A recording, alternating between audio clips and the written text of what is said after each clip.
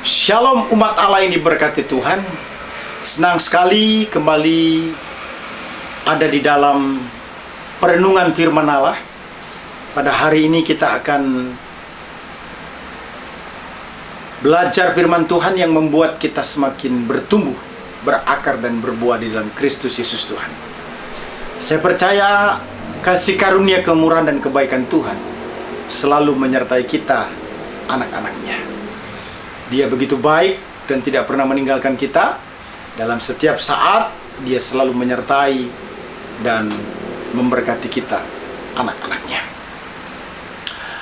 Khotbah saya di sesi pertama dengan tema mewarnai dunia dengan kasih, berdasarkan Yohanes 13 ayat 3 bagian A, dicirikan dengan kita mencintai atau mengasihi sesama karena diperintahkan Tuhan. Pada saat ini kita tetap dalam tema mewarnai dunia dengan kasih di seri khotbah yang kedua. Tekanan utama mewarnai dunia dengan kasih saat ini adalah kita mencintai atau mengasihi sesama seperti Tuhan mengasihi. Saya ulangi. Kita mencintai, mengasihi sesama seperti Tuhan mengasihi. Jelas sekali dinyatakan dalam Yohanes 13 ayat 34 bagian B.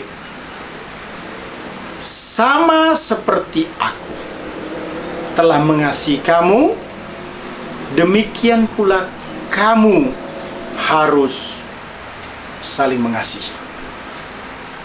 Saudara, seperti apa sebenarnya kasih Allah itu?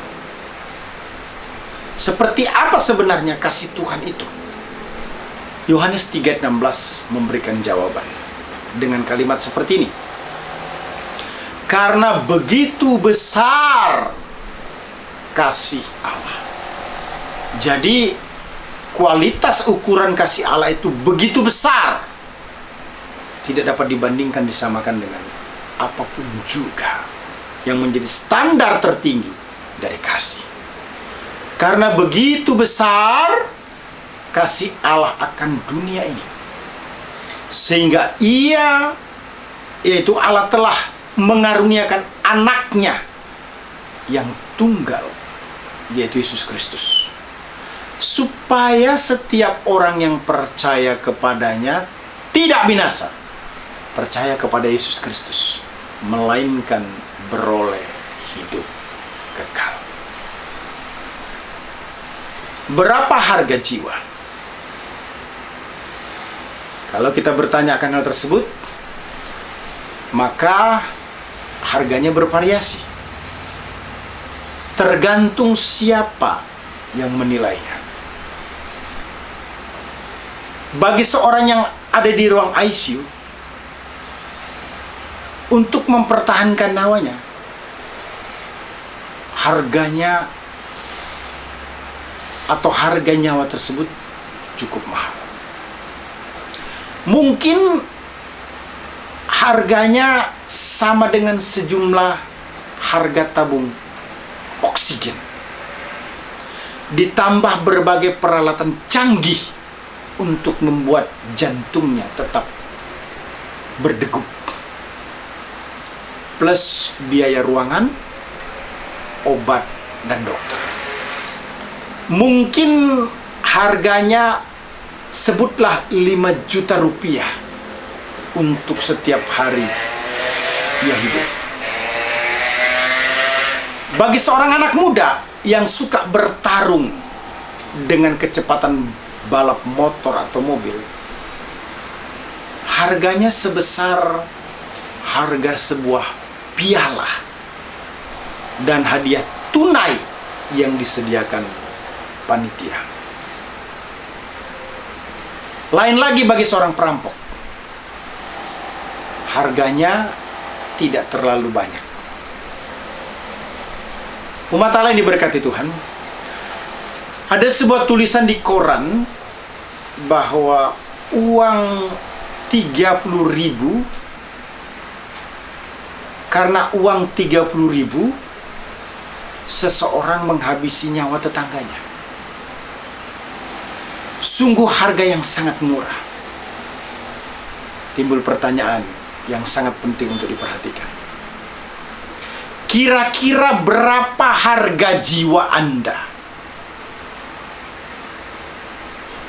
Jawaban yang paling tepat ialah bila kita bertanya pada Sang Pembuat jiwa di sorga. Bila ditanya berapa harga sebuah jiwa, kira-kira ini jawabannya.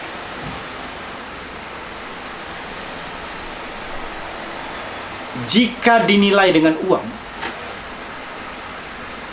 harga sebuah jiwa paling tidak sama dengan harga 2.000 babi yang mati terjun ke jurang sebagai tumbal karena seseorang kerasukan disembuhkan.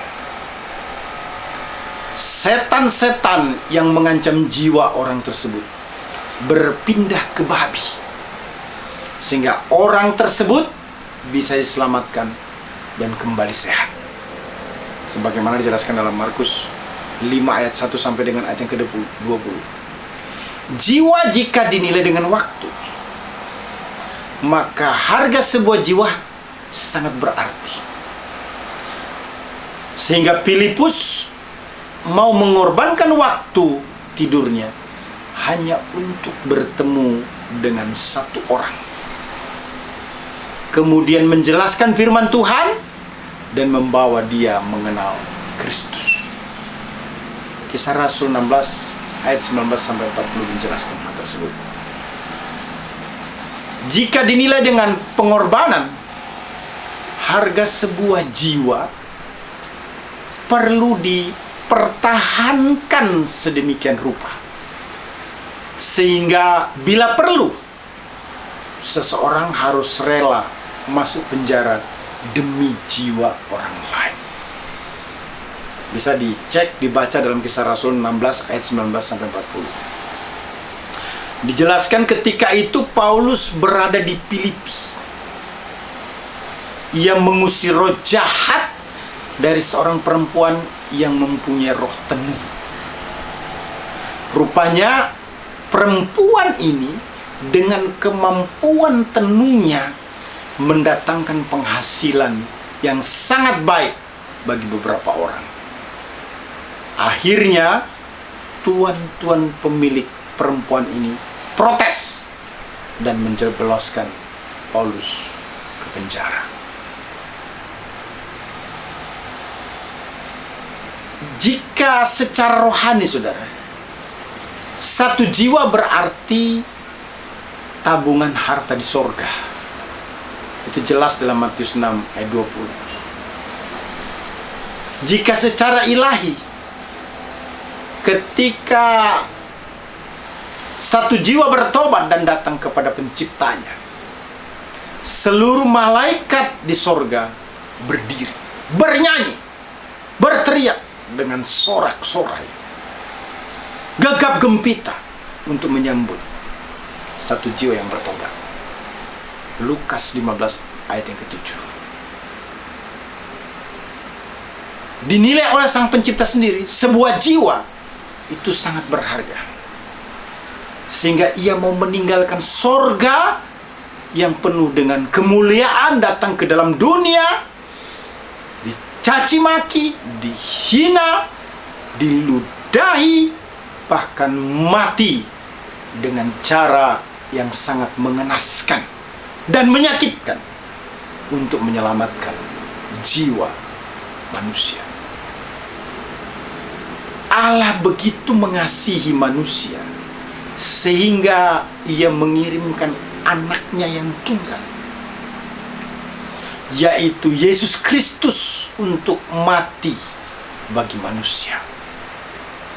Karena itulah Tuhan memerintahkan kita untuk mengasihi manusia yang senantiasa ada dalam hati Allah.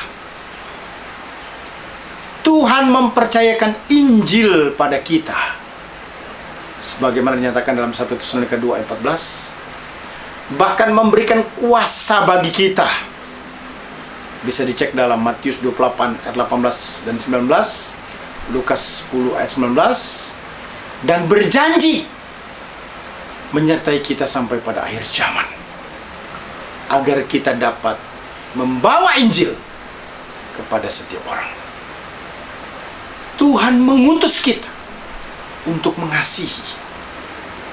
Dan salah satu perwujudan kasih kita adalah memberitakan kabar keselamatan dan pengharapan dalam Kristus kepada mereka.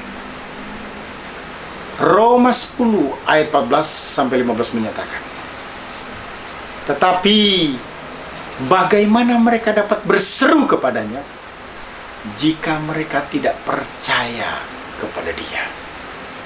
Bagaimana mereka dapat percaya kepada Dia jika mereka tidak mendengar tentang Dia? Bagaimana mereka mendengar tentang Dia jika tidak ada yang memberitakannya? Dan bagaimana mereka dapat memberitakannya jika mereka tidak diutus? Seperti ada tertulis, betapa indahnya kedatangan mereka yang membawa kabar baik. Jadi saudara-saudara, mencintai atau mengasihi sesama seperti Allah mengasihi adalah membawa atau mendukung kabar baik, yaitu Injil yang menyelamatkan semua orang.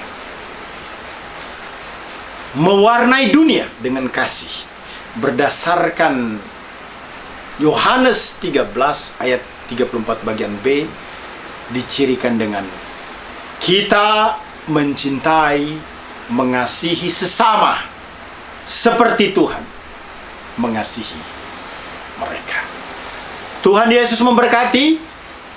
Immanuel,